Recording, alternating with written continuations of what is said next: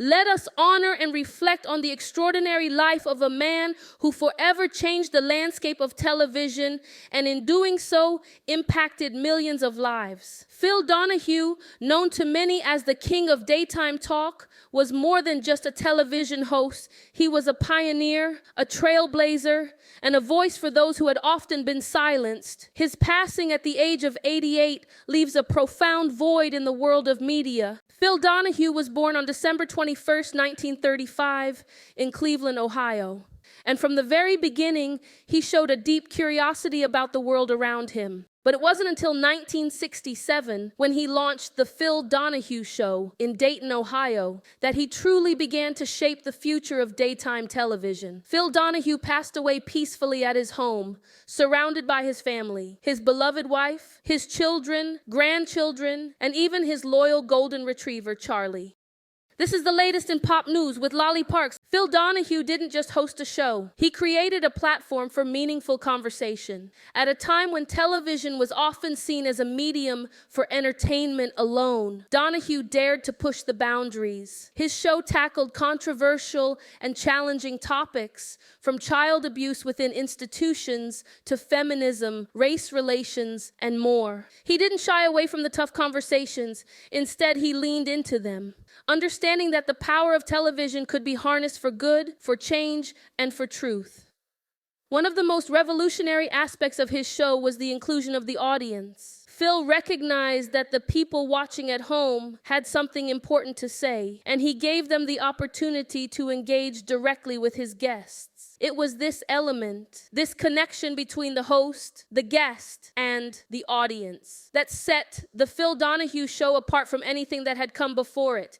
It wasn't just a show, it was a conversation, one that invited viewers to not only listen, but also participate, question, and think. In 1974, when Phil moved the show to Chicago, he found the magic that would make his program a nationwide sensation. The Chicago studio audience brought a new energy to the show, and from there, it truly took off. His ability to connect with people, to ask the tough questions, and to create a space where real issues could be discussed made Donahue a must-watch for millions across the country. As the show moved through the years, Phil Donahue continued to innovate and break new ground. In 1985, the show was broadcast live from Rockefeller Plaza, and in 1987, he made history by taping 5 episodes in the Soviet Union, a first for any American talk show host. He also conducted groundbreaking interviews, including one with Nelson Mandela in 1990, just months after Mandela's release from prison. Phil Donahue wasn't just a television host. He was a catalyst for change. He paved the way for future hosts, including names we know so well today: Geraldo Rivera, Sally Jessy Raphael,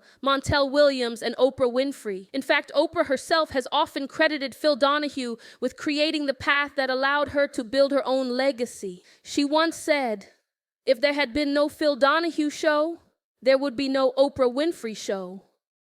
He was the first to recognize that the people watching at home, particularly women, were interested in more than just surface-level topics. They wanted depth, substance, and conversations that mattered.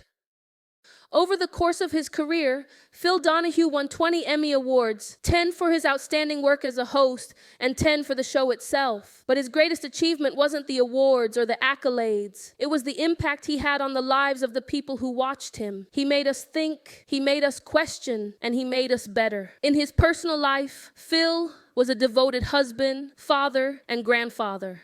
He married his second wife, Marlo Thomas, in 1980, and together they built a beautiful life filled with love, laughter, and mutual respect. Their marriage was a testament to the power of love, listening, and connection.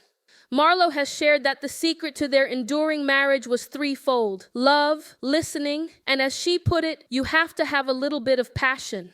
Phil Donahue was a man who loved deeply, lived fully, and approached every day with a spirit of curiosity and a commitment to making the world a better place. In May of this year, Phil Donahue was awarded the Presidential Medal of Freedom by President Joe Biden, a fitting tribute to a man who had spent his life championing freedom, justice, and the power of the human spirit. It was a moment of recognition, not just for his contribution contributions to television, but for his contributions to the world. In his final moments, he was held by the people who loved him most, and he left this world knowing that he had made it a better place.